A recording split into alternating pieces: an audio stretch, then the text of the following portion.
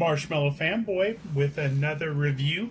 This time Star Wars The Black Series from Star Wars Obi-Wan Kenobi, Reva, the third sister. This was a character that was really well fleshed out, and I think that we're going to see again in other things. I wouldn't be surprised if she ran through the Book of Boba Fett or the Mandalorian or one of the other many series that are happening. I don't think that we've seen the last of her, so it is really cool to have this version. It's the only version technically, but before there is another version of her in something less imperial. But she's got the double-bladed lightsaber, but she also has one single blade for the lightsaber blade. Oh no, she has two. She has two red lightsabers in there. So she has the whole thing together, and she has the two that are separate, which is a really nice touch, because all you nearly need is this, and then maybe two hilts, where you can take off the blades and put them on the hilts. But they gave us all this lightsabery goodness. Very nice. And of course, looks photoreal, looks amazing. Reva, third sister. Very cool. Of course, the same portrait on the back, but a little write-up on who she is. And of course, this side panel. So it looks really great in the package. Let's take this out and see what we think.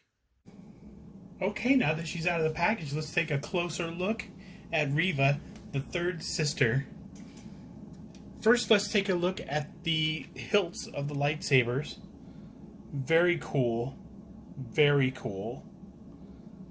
Yeah.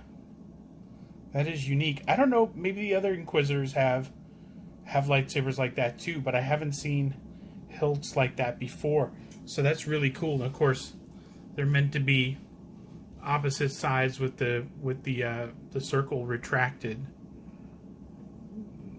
There we go. Let's take a look at the complete lightsaber, which I think is supposed to, the loop completes and then the whole thing spins. They had it was months ago, a HasLab, where they tried to put this together and put this into collectors' hands, but it didn't go anywhere, which was unfortunate. I don't collect the live action lightsabers. I have one, but I bought that over a decade ago, and I don't anticipate buying more. But it was a cool idea. There's a little bit of a nub here. I wonder if that's to attach to the belt. Like you could take the blades off and then attach it to the belt somewhere. These don't have the nubs on them, so just the complete one does. So let me see if I can find a place on the belt that notch would go into. Oh, there it is. There is a little dot there. So I imagine that this goes right into the dot if you took the blades off first. See if I can get it in with the blade. I don't want to take the blades off. I have such a hard time getting the blades on and off. Let's see. Let's see. Yeah. So, without the blades, this thing would hang maybe behind her belt or something else. But yeah, it goes on. That is a very nice touch. The blades have to come off for that to be true. So, really nice head sculpt. It's got the dark eye makeup, the very kind of depressing. The cape sort of keeps sort of going into a single, and it's one that comes down into kind of two, but it keeps sort of bunching up and getting behind each other and sort of becoming one. It's a lot of nice armor. Oh, this articulates really well, so it gets out of the way. That one on that side doesn't so much. But let's go through it. Let's go through it. Head up. Oh my gosh, to a ridiculous degree, yes. She can absolutely look up. Down, not so much, but she does have the no torso crunch. Yeah, there's a torso crunch, so you can engage the torso crunch a little bit, and of course the torso crunch to look straight up. I think there is a joint right under her neck. I think is helping that head really move. Yeah, the armor is really great. There's a lot of smooth pieces to the armor, well put together. I'm guessing the Imperials wanted these to look just really, really clean and nice. Let's see, double elbow. I'm guessing. Let's see if she has a butterfly joint. I am certain that that's a butterfly joint. I'm going to say yes to the butterfly joint. So the arms don't go, they can go all the way around if you really, they don't really go all the way around. Can't really get past the armor. See, double elbow, no bicep swivel, but it swivels at the elbow. Yes, it does. Great. And the hand rotates all the way around and has a hinge. Let me see if it has a hinge.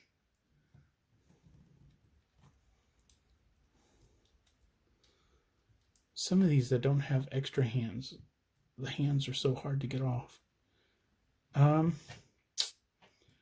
can't find a hinge for sure, so I'm going to say no. Somebody can correct me later and go, yeah, mine does. So let's see, the mid-torso rocker has some swivel to it.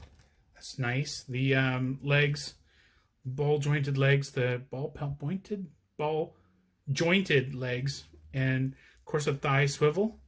There's single knee, but the knee has a rotates. That's nice. And the foot does tilt or has a hinge, and it has a swivel.